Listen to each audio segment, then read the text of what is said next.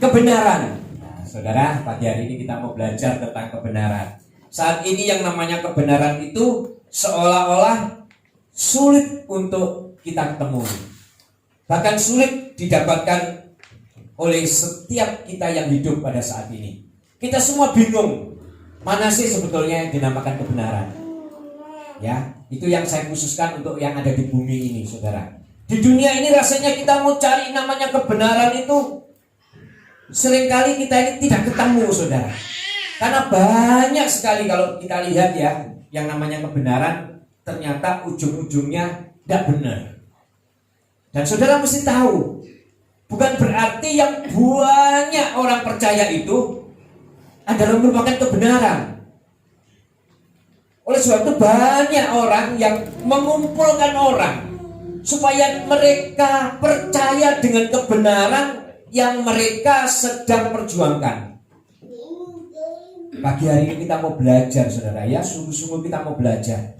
Karena kebenaran ini sungguh-sungguh saya lihat kelihatannya di dunia ini tidak pernah merupakan satu kebenaran yang benar-benar merupakan kebenaran. Kebenaran semuanya, saudara. Bahkan terkesan kebenaran yang kita sedang lihat saat ini itu bukan kebenaran yang sesungguhnya.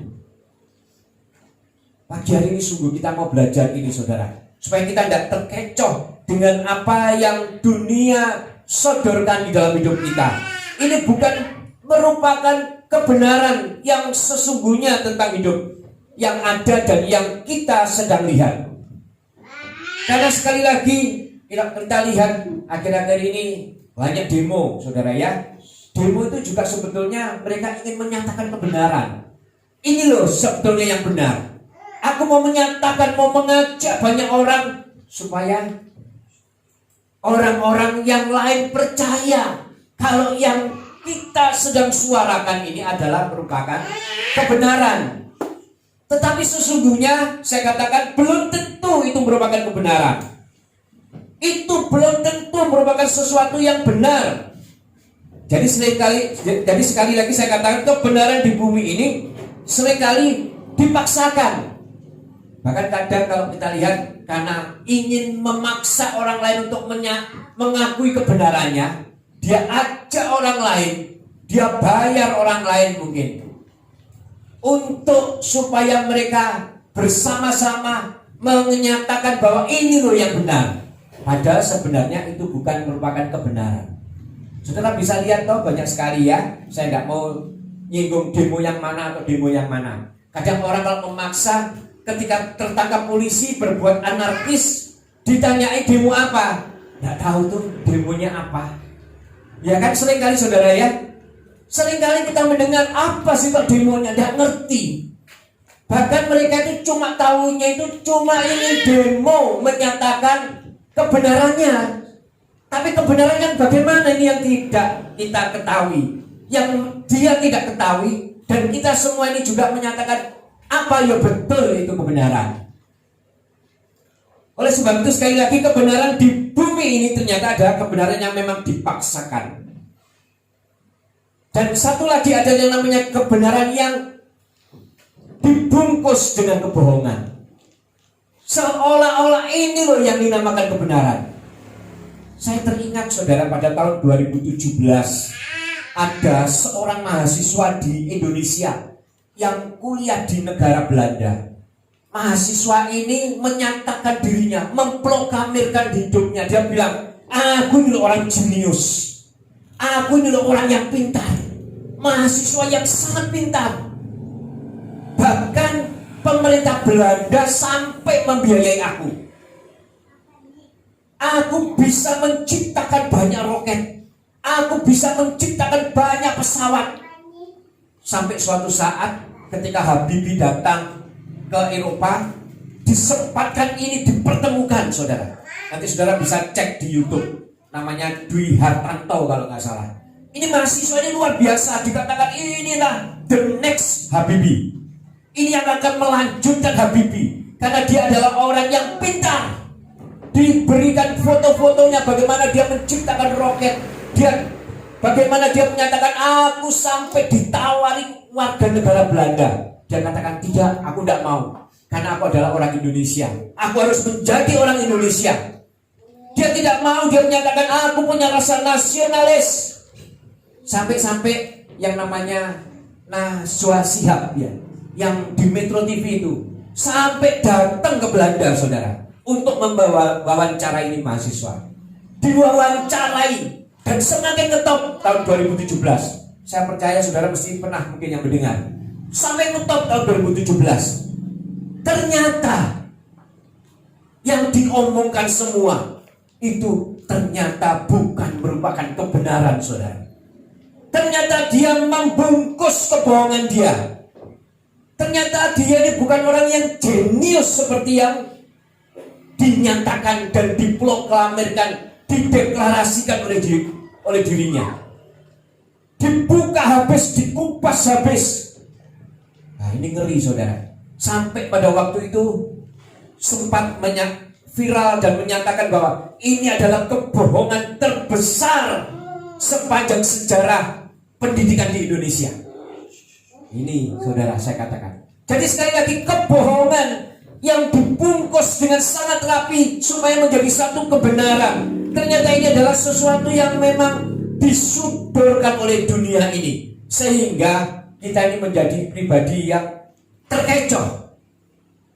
Saat itu mungkin orang-orang yang mendengar atau melihat akan berdecak kagum. Oh ya benar, dia memang pintar, dia jago. Tapi setelah dicek ternyata sampai ke orang tuanya di Indonesia, ya, anaknya seorang janda, ternyata tidak seperti yang dia omongkan semuanya.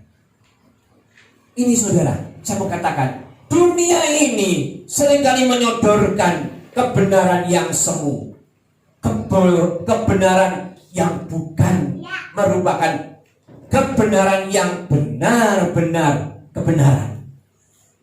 Nah, sekarang sebagai orang percaya, kita semua adalah orang percaya. Bagaimana menurut Alkitab? Ayo kita siapkan Alkitab kita. Kita akan belajar bersama-sama kebenaran yang menurut Alkitab. Itu yang bagaimana? Kita lihat di dalam Yohanes 8 ayat yang ke-32. Kita mau belajar, saudara, ya, kebenaran menurut orang percaya. Karena kalau kebenaran menurut dunia itu adalah kebenaran yang semu. Tapi kita mau lihat kebenaran menurut orang percaya di dalam Yohanes 8 ayat yang ke-32. Ini adalah kebenaran yang akan kita pelajari dan merupakan dasar dari setiap kita supaya kita mengerti, saudara, ya. Kita lihat di dalam Yohanes 8 ayat 32. Dan kamu akan mengetahui kebenaran, dan kebenaran itu akan memerdekakan kamu. Nah, saudara, kalau lihat ayat ini, berarti sesungguhnya orang yang tidak mengerti atau mengetahui kebenaran dikatakan adalah orang yang terjajah. Setuju tidak, saudara? Ini firman Tuhan katakan. Orang yang tidak mengerti kebenaran itu adalah orang yang terjajah.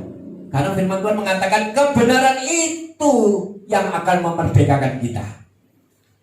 Jadi ketika kita ini masih tidak mengerti atau tahu tentang kebenaran, berarti sesungguhnya kita adalah orang-orang yang terjajah. Kita mau lihat, saudara, kebenaran firman Tuhan ini pada pagi hari ini, ya. Ayo sama-sama kita lihat. Ada 3 sikap, nah, saudara. Ada 3 sikap dari orang terhadap kebenaran. Nah, kita lihat sekarang kebenaran yang diberikan oleh Tuhan itu oleh manusia itu ditanggapi dengan 3 sikap.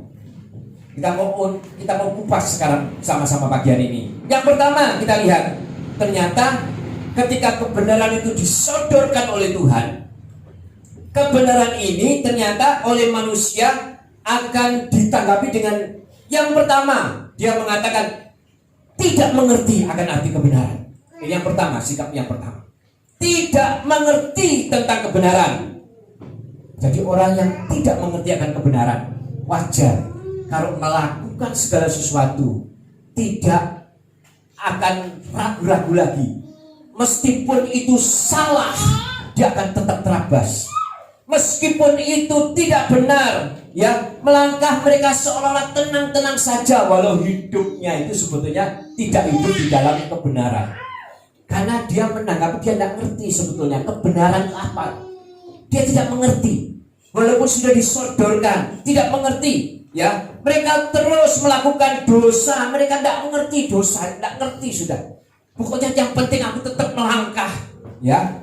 Mereka merasa tidak apa-apa, tidak apa-apa. Berbuat dosa ini tidak apa-apa, sebab dia tidak mengerti kebenaran. Nah, ini contohnya mungkin di dalam bisnis kita. Ketika kita tidak mengerti tentang kebenaran, kita akan melangkah, mungkin melakukan kebohongan itu biasa, saudara. Bahkan melakukan kebohongan ini dianggap merupakan satu kelihayan. Dulu waktu saya masih belum bertobat dan tidak mengerti kebenaran, ketika saya masih kerja di sekuler, saya sebagai seorang sales, saya melangkah seolah-olah barang yang ini seharusnya memang tidak bisa laku, saya paksakan supaya orang itu bisa mengambil dengan mengatakan barang ini baik loh, barang ini luar biasa loh, banyak untung di kota yang B loh, banyak untung di kota yang C loh, di kotamu ini pasti kamu akan untung. Padahal belum tentu. Apa yang saya katakan mungkin itu bohong. Di kota B atau di kota C itu tidak laku umpamanya. Ini bisa terjadi, saudara. Dan saya menganggap ketika goal itu barang masuk di dalam toko itu, saya merasakan, wah lihai aku. Sales lain tidak bisa masuk, cuma aku yang bisa masuk. Lihai. Padahal barang itu sesungguhnya tidak bagus, saudara. Tidak bagus. Seolah-olah saya lepas tangan setelah lempar itu barang, lepas tangan. Terserah kamu mau laku atau enggak, terserah. Pokoknya yang penting aku sudah jual. Penting aku dapat cuan, dapat untung, selesai. Nah, ini yang enggak penting kebenaran, saudara. Ini tidak boleh sebenarnya menurut Alkitab, saudara, ya. Firman Tuhan mengajarkan apa? Kita lihat, saudara, di dalam Amsal 28 ayat yang ke-20. Ini firman Tuhan yang mengajarkan, saudara, ya. Kita lihat di dalam Amsal 28:20. Orang yang dapat dipercaya mendapat banyak berkat. Orang yang bohong bisa dipercaya enggak, saudara? Tidak akan bisa. Iya kan? Tetapi kalau kita terus bohong, maka saya percaya kita pasti tidak akan banyak berkat. Customer pada lari, saudara. Iya kan? Karena seperti ini. Tetapi orang yang ingin cepat menjadi kaya tidak akan luput dari hukuman. Kepingin cepat kaya, bohong sana, bohong sini. Iya kan? Dia nggak ngerti kebenaran. Pokoknya yang penting ini untuk perutku, Pak. Aku yang penting dapat untung, yang penting dapat makan, yang penting dapat uang. Bohong sana, bohong sini. Kalau orang bilang tipu sana, tipu sini, ti sana, ti sini, kan gitu. Ya kan? Ini adalah merupakan sesuatu yang firman Tuhan ajarkan. Orang yang seperti ini suatu saat tidak akan luput dari hukuman. Orang yang seperti ini suatu saat pasti akan mengalami yang namanya hukuman. Hukumannya apa, saudara? Tidak bisa dipercaya. Orang yang tidak bisa dipercaya dan ingin cepat menjadi kaya, ini pasti akan mendapatkan hukuman. Ini sikap yang ditunjukkan oleh Alkitab. Nah, bagaimana kita seharusnya? Caranya bagaimana supaya kita ini tidak seperti itu? Karena firman Tuhan sekali lagi mengatakan, dan saya tegaskan kepada saudara, Tuhan Yesus tidak akan pernah melarang orang yang percaya kepada Tuhan untuk menjadi orang yang kaya. Seringkali banyak yang mengatakan, firman Tuhan kan mengatakan orang kaya sulit masuk surga. Loh, orang kaya yang bagaimana? Kita harus tahu, saudara. Jadi ini seringkali menipu. Enggak, Tuhan itu ingin memberkati kita, saudara. Saya juga selalu mengajarkan, bukan berarti saya terus mengajarkan saudara untuk teori kemakmuran, enggak. Tapi Tuhan itu benar-benar mengajarkan kepada setiap kita, ingin kita juga menjadi pribadi-pribadi yang diberkati. Pribadi-pribadi yang hidup di dalam berkat Tuhan. Pribadi-pribadi yang terus menikmati berkat Tuhan. Saudara, Tuhan juga ingin saudara kaya, bahkan kaya raya. Tetapi ketika diberkati dengan luar biasa, harus ingat dengan misi dan visi saudara ketika diberkati Tuhan, supaya saudara juga bisa menjadi berkat. Saudara lihat contoh-contoh di Alkitab. Abraham itu kaya, saudara, kaya raya, ya, sangat kaya. Tidak dilarang oleh Tuhan. Daud sangat kaya. Padahal aslinya cuma seorang penggembala 1-2 ekor kambing. sangat kaya, tidak dilarang oleh Tuhan. Kayalah, banyaklah hartamu, tidak apa-apa, tapi harus tahu prinsip-prinsip kekayaan. Oleh sebab itu firman Tuhan mengajarkan bagaimana caranya. Kita lihat di dalam Amsal 13 ayat yang ke-11. Kita lihat saudara. Nah ini lihat, kalau kita ini tetap ngotot saudara ya, di dalam Amsal 13:11. Harta yang cepat diperoleh akan berkurang, tetapi siapa yang mengumpulkan sedikit demi sedikit menjadi kaya. Firman Tuhan juga mengajarkan kita untuk nabung saudara. Jangan katakan, loh firman Tuhan katakan kalau punya harus memberi dan memberi. Iya, itu saudara harus lakukan. Tetapi firman Tuhan juga mengajarkan kepada setiap kita supaya kita menjadi pribadi-pribadi yang bisa menabung. Yang artinya apa? Menjadi pribadi-pribadi yang tidak boros. Kalau saudara boros terus bisa menyalahkan Tuhan, saudara menjadi pribadi-pribadi yang kecewa nanti sama Tuhan. Firman Tuhan mengajarkan kumpul sedikit demi sedikit, tidak apa-apa. Supaya apa? Supaya kamu menjadi kaya. Bahkan saudara pernah ingat ya, saya pernah mengajarkan oleh kebenaran firman Tuhan, belajarlah kepada semut. Semut saudara, kita disuruh belajar kepada semut yang menabung. Dia selalu mengumpulkan pada waktu musim yang kering. Dia selalu mengumpulkan pada waktu kelimpahan. Jadi kita ini diajarkan juga untuk nabung, ya. Tetapi ketika kita menjadi pribadi yang ingin cepat kaya, pasti akan cepat berkurang. Saya mau cerita kepada saudara, ya. Harta yang diperoleh dengan cepat. Di desa saya itu ada bandar nomor, saudara. Bandar nomor itu cepat kaya enggak, saudara? Cepat, ya saudara ya, cepat kaya. Bahkan uangnya wah. Kalau orang Jawa mau umpuk-umpukan, nah kaya saudara, sungguh kaya. Ya, rumahnya langsung dibangun, ya semuanya langsung dikerjai karena uangnya banyak, karena bandar nomor. Tapi ini adalah pekerjaan yang cepat kaya dan tidak disenangi oleh Tuhan sebetulnya, membuat orang lain menjadi menderita, kan gitu saudara ya. Nah saudara saya mau cerita akhirnya sekarang saudara. Bagaimana? Saya mau cerita kepada saudara. Hidupnya berantakan seketika loh saudara.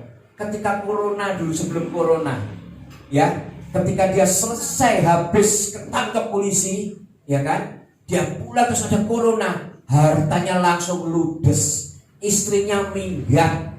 Saya ngomong terus terang saudara. Kadang perempuan seperti itu ya, kalau bukan di dalam Tuhan. Kalau kita masih punya uang, waduh mas papa kan gitu ya. Tapi ketika kita tidak punya uang, tendang saudara. Nah ini saudara, ini hati-hati saudara. Makanya kita bersyukur punya istri karena masih mau dan setia kepada kita. Karena kita tahu istri ini adalah istri yang dipilih oleh Tuhan untuk kita. Amin. Ini harus kita tahu saudara ya. Kita semua harus tahu. Karena harta yang cepat diperoleh dengan cara yang tidak benar, itu akan cepat juga habis saudara. Dan ini bukan cuma contoh di tempat saya lihat banyak contoh-contoh di tempat lain. Ini orang yang dapatnya secara gampang, maka mengeluarkannya pun akan secara gampang. Karena dapatnya cepat, keluarnya enak. Betul bro. Tanpa pikir panjang lagi. Uangnya gak ada nomor serinya saudara. Iya kan? Tinggal nyetak katanya di dalam bank. Jedok, keno. Tapi begitu mesinnya rusak, langsung kolab dia. Nah ini hati-hati saudara ya. Ini yang kita lihat dari sikap yang pertama. Sekarang sikap yang kedua saudara ya. Sikap yang kedua dari orang terhadap kebenaran. Kita lihat, ternyata yang kedua ini kita harus tahu juga, orang ternyata mengerti tentang kebenaran saudara. Mengerti.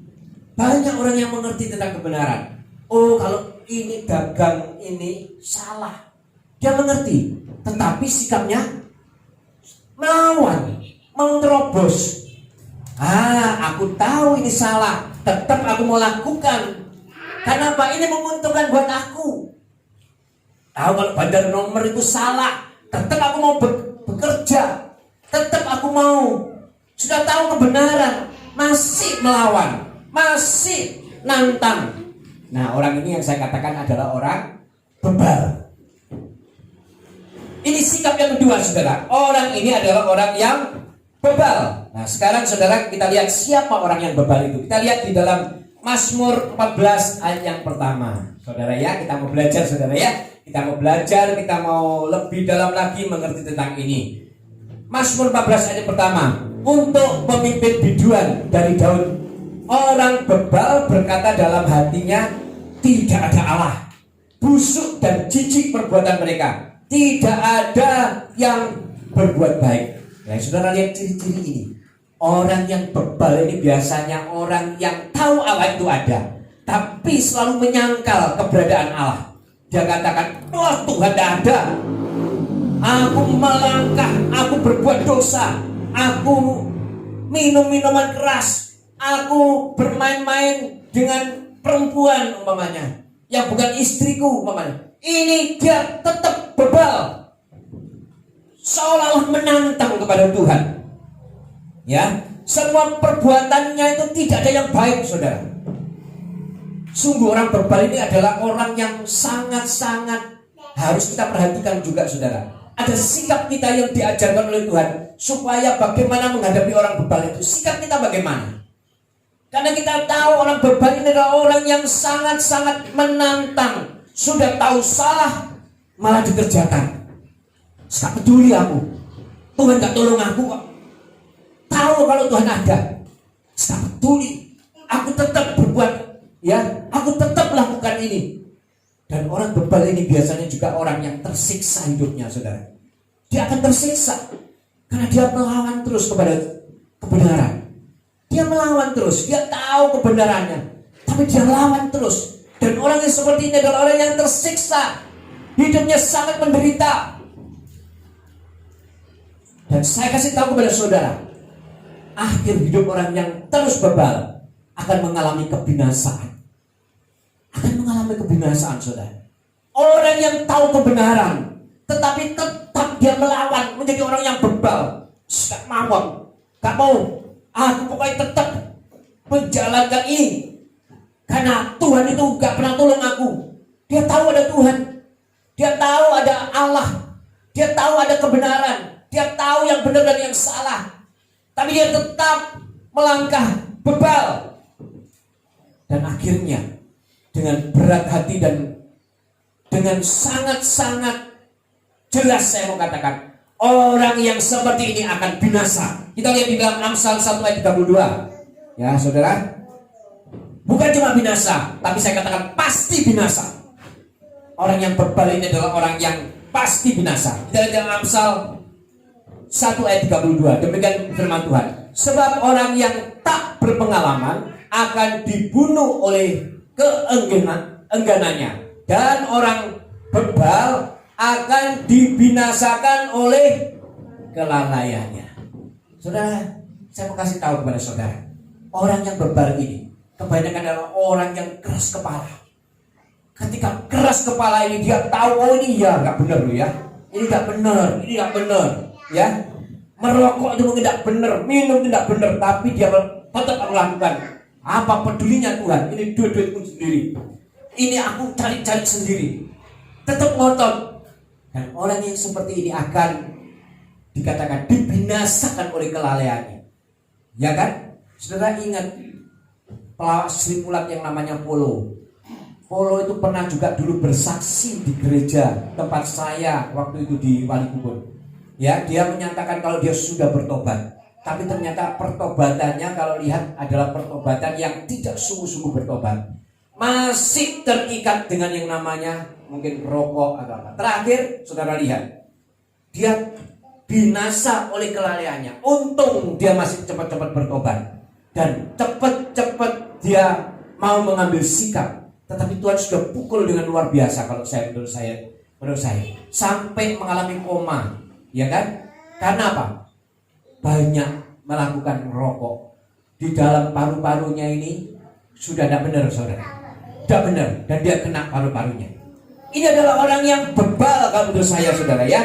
Dan orang yang bebal ini, firman Tuhan mengajarkan apa kepada setiap kita, saudara? Dengan berat hati saya katakan, Tuhan mengajarkan supaya setiap kita menghindari orang-orang bebal itu. Yang artinya apa? Jangan terlibat. Kita lihat saudara di dalam Amsal 13 ayat 20. Jangan berteman, jangan terlibat kepada orang bebal. Ya, kita lihat saudara ya di dalam Amsal 13 ayat 20. Siapa bergaul dengan orang bijak menjadi bijak, tetapi siapa berteman dengan orang bebal menjadi malang. Nah saudara, kalau saudara masih tetap berteman dengan orang bebal ini, wes hidup dan karu-karuan, minum, main, ya kan, berjinah, main seperti itu. Saudara lihat, suatu saat kalau saudara tetap bergaul akan ikut menjadi orang yang malang. Karena firman Tuhan dengan sangat jelas mengatakan kepada setiap kita, pergaulan yang baik merusak kebiasaan pergaulan yang jahat merusak kebiasaan yang baik. Ini adalah merupakan firman Tuhan yang harus kita tahu, kita mengerti dan kita harus praktekkan saudara. Saya tidak mau kita semua mengalami kemalangan karena kita ini berkumpul dengan orang-orang yang bebal. Nah caranya bagaimana saudara? Doakan, jangan dikumpuli. Doakan, terus doakan, biar Tuhan sendiri yang akan menjamah dan mengubah. Biar Tuhan sendiri, ya. Memang Tuhan itu tidak pernah memaksa saudara ya. Tuhan tidak akan pernah memaksa. Tetapi satu hal yang saya mau kasih tahu kepada saudara, kita sebagai orang-orang yang diberi hikmat oleh Tuhan haruslah punya sikap menjadi orang-orang yang benar-benar tahu akan kebenaran dan tidak menjadi orang yang bebal. Saya mau saksi kepada saudara. Dulu sewaktu saya belum bertobat, saya ini juga suka minum, saya ini juga suka merokok. Kalau merokok itu, kalau sudah minum mungkin tidak satu pak, bisa 2 pak dalam satu malam. Dan setiap malam saya harus minum. Kalau tidak minum saya tidak bisa tidur. Betapa buruknya kehidupan saya ketika saya belum benar-benar bertobat kepada Tuhan. Dan ketika waktu itu saya punya cita-cita, ketika saya punya anak laki-laki, ketika sudah SMP atau SMA, saya akan ajak untuk minum bareng. Itu cita-cita waktu itu saya saudara. Saya merasakan orang minum itu tidak ada salahnya kok. Tuhan ini enggak, ya seperti tadi orang bebal saudara. Saya katakan tahu kalau minum tidak baik, tapi pikiran kita ini seperti dibalik saudara. Dibalik hal yang tidak baik bisa menjadi baik. Saya ajak seolah-olah besok akan saya ajak minum. Ketika dia sudah menginjak usia SMA, wah keren bisa minum bareng dengan anak. Nah saudara ya, ini kan pikirannya keblinger saudara. Ya toh? Nah ketika kita sudah benar-benar tahu kebenaran, sekarang saudara, setelah saya benar-benar bertobat dan menjadi hamba Tuhan, jangankan melihat anak-anak itu minum-minum, melihat anak-anak merokok saja, rasanya dalam hati ini sedih saudara. Sedih saya. Tidak bisa diucapkan dengan apa-apapun. Padahal kalau dilihat, papanya dulu yang merokok, papanya dulu yang umpamanya melihat anak itu minum atau sampai minum, merokok, sedih saudara, sedih. Nah, ini harus kita tahu saudara. Kita harus mengerti bahwa ternyata menjadi orang bebal itu adalah orang yang harus kita hindari. Jangan bergaul dengan orang yang bebal seperti itu. Doakan terus saja. Jangan ikut, wah dijak ke sana, dijak ke sini, iya mesti ikut. Nah, saya takutnya kita akan ikut arus, akan ikut bukan kita mempengaruhi, tapi kita menjadi orang yang terpengaruh. Karena orang yang bebal ini biasanya dia sudah tahu kebenaran, tetapi dia selalu menyangkal. Jadi saudara kasih tahu terus, bahkan kasih firman pun pasti akan dibantah. Saya punya teman saudara. Teman ini adalah seorang yang seharusnya hamba Tuhan, karena dia jebolan sekolah kependetaan, dia pendidikan Alkitabnya jago, tetapi hidupnya sampai sekarang yang namanya pelayanan dia tidak mau melayani saudara. Dan selalu ketika ada orang menyampaikan firman Tuhan, dikoreksi saudara. Kalau duduk seperti ini saudara, dikoreksi, oh enggak, itu harusnya seperti ini. Ngoceh sama sebelahnya, oh enggak, keliru tuh Pak Pendetanya masa gini. Karena dia sudah merasa paling benar. Dia sudah mengenyang pendidikan. Bahkan kalau dibilang Ada angkatan-angkatan gitu saudara ya. Angkatan pertama, kedua, ketiga. Mungkin dia angkatan yang pertama. Dan teman dia yang angkatan ke-15 atau angkatan yang ke-30 gitu mungkin sudah sukses di dalam pelayanan. Dia masih belum bisa melayani. Dan ketika dia mendengarkan firman, selalu dikonter sama dia. Ini artinya apa? Ini orang bebal saudara. Dia tahu kebenaran, tapi terus membantah. Terus dibantah. Enggak ini. Makanya firman Tuhan mengatakan, jauhi orang bebal. Nah, saya tahu seperti itu, akhirnya saya juga menjaga jarak. Saya tahu kalau saya terus kumpul dengan orang ini, saya tidak akan menjadi pribadi yang malang seperti firman Tuhan ini. Karena ini orang ini tahu kebenaran. Saya kasih firman, selalu dia bantah. Dia punya firman lagi, oh ini. Nah, jadi orang Farisi saudara. Jadi saling berbantah-bantah dengan firman. Jadi biar Tuhan sendiri yang sentuh. Kalau memang dia tahu kebenaran tapi masih nekat menjadi orang bebal, maka saya katakan siap-siap untuk menerima kebinasaan. Nah, sikap yang ketiga sekarang saudara ya. Sikap yang ketiga dari orang terhadap kebenaran. Ternyata ada sikap ini sikap yang sangat-sangat disenangi oleh Tuhan sebetulnya. Ini sikap-sikap yang manusiawi sebetulnya. Tetapi saya mau ini jangan menjadi alasan kita untuk tidak melakukan kebenaran. Ya, sikap ketiga ini adalah orang yang mengerti kebenaran, tetapi tidak mampu hidup di dalamnya. Yang artinya apa? Dia tahu kebenaran, tapi dia merasa tidak mampu. Dia tidak bisa hidup di dalam kebenaran. Orang ini sesungguhnya adalah orang-orang yang sesungguhnya saya katakan adalah orang yang menjauh dari Tuhan. Orang tahu kebenaran, tapi tidak mau melakukannya. Dia tidak membantah, tapi dia tidak mau melakukan. Ini sikap yang ketiga. Tidak mau melakukan. Dia merasakan aku mau melakukan Tuhan, aku gak mampu. Mungkin dia coba melakukan, tapi dia gak mampu, gak bisa. Tetap loh Tuhan, aku sudah kepingin berhenti untuk merokok, tapi gak bisa loh Tuhan. Tetap kepingin bisa. Nah, sesungguhnya orang seperti ini adalah orang yang menjauh dari Tuhan. Nah, caranya bagaimana supaya bisa mengatasi orang seperti ini? Tidak ada cara lain saudara, yaitu cuma mendekat kepada Tuhan. Jujur di hadapan Tuhan, ngomong di hadapan Tuhan. Tuhan, aku gak mampu loh Tuhan. Aku gak mampu. Saya secara pribadi dulu juga seperti itu saudara. Apa mampu untuk berhenti merokok yang sudah saya lakukan berpuluh-puluh tahun, mulai SMP mungkin. Ya, karena saya ini hidupnya ini nakal dulu saudara. Apa mampu untuk berhenti merokok? Gak mampu saudara, berpuluh-puluh tahun. Tapi saya minta kekuatan Roh Kudus.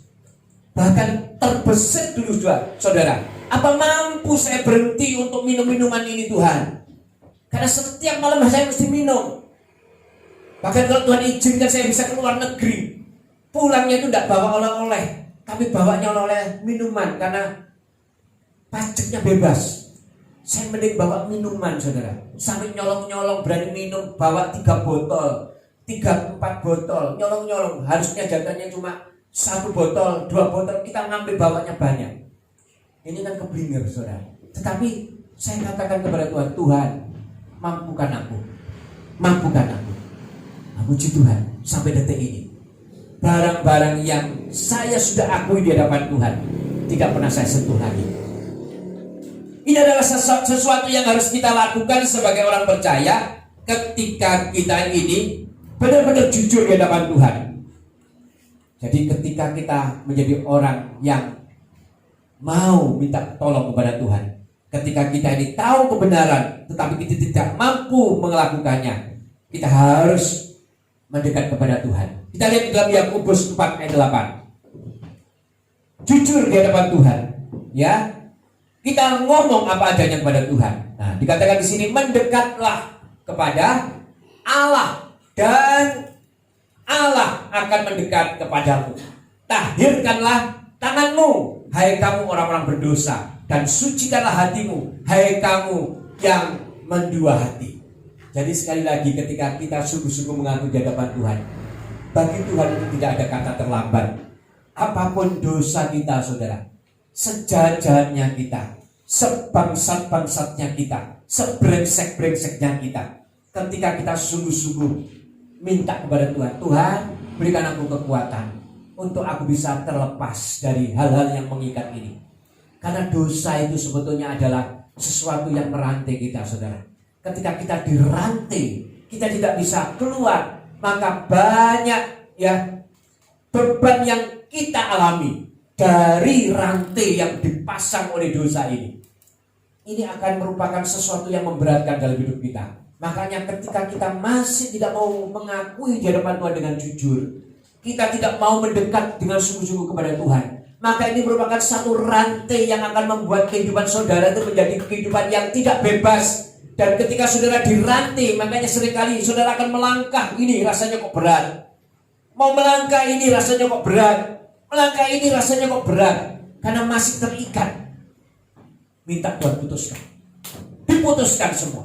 Ketika diputuskan, maka kita akan hidup dengan normal di dalam tuntunan Tuhan.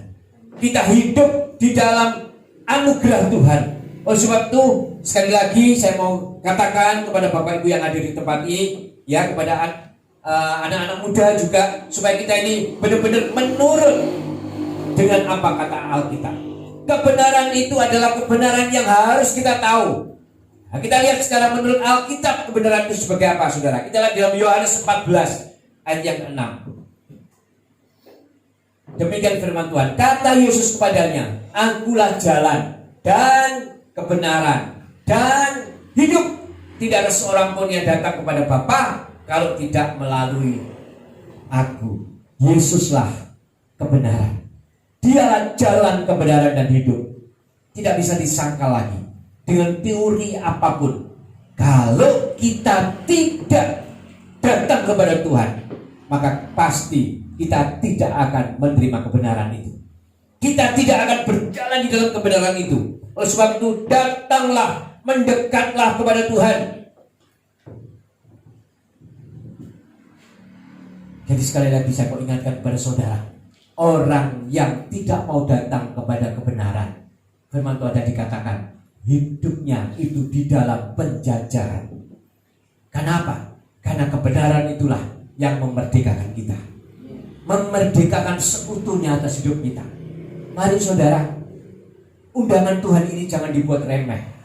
Ini adalah merupakan undangan yang sesungguhnya secara keseluruhan akan merubah total di dalam kehidupan saudara, di dalam kehidupan kerohanian maupun di dalam kehidupan saudara, di dalam kehidupan jasmani akan bisa berubah total ketika saudara benar-benar mendekat kepada Tuhan, berjalan di dalam jalannya Tuhan. Saya mau ingatkan kepada Bapak Ibu sekalian, memang Tuhan kita adalah Maha Pengasih, Maha Penyayang, Maha Penyabar. Tetapi kita harus ingat, Tuhan kita juga punya waktu. Itu yang seringkali kita katakan waktunya Tuhan. Dan waktu Tuhan ini seringkali kita tidak bisa prediksi. Namanya waktunya Tuhan. Kita tidak bisa mengatur dengan waktu kita sendiri. Kalau kita menyatakan, sekarang masih berjalan tidak dalam kebenaran, tidak apa-apa. Tuhan tuh belum datang. Aku tidak berjalan benar, tidak apa-apa. Tuhan pun belum panggil aku. Nah, tapi saudara, tahukah saudara, hidup saudara ini sesungguhnya bukan saudara yang punya kuasa. Ketika Tuhan katakan, cukup, ayo pulang, ya, bisa saudara tolak. Ini mungkin kehidupan sehari-hari kita bilang, Tuhan tidak belum datang. Tapi Tuhan bisa datang secara pribadi kepada saudara. Kamu waktunya pulang ya, ayo pulang. Rumahmu di dalam kerajaan surga sudah menanti. Ayo pulang.